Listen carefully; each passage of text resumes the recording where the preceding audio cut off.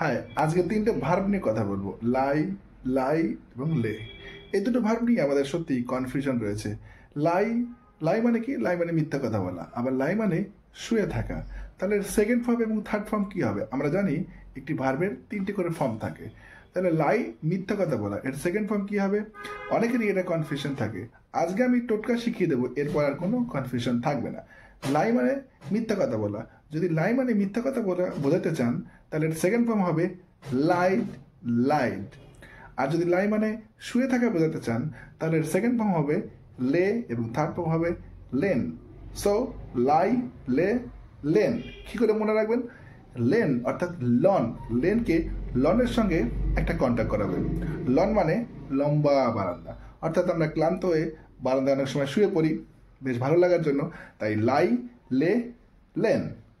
LIE লাই, LAY লে, LAIN lane.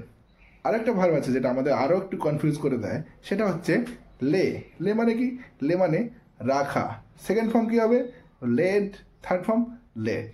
So lay, laid, laid. গোলাবেন না। Lie, lied, lied, lie, lay, lain, lay, laid, laid. এরকম video পাওয়ার জন্য ফলো করুন, সঙ্গে থাকুন। টাটা।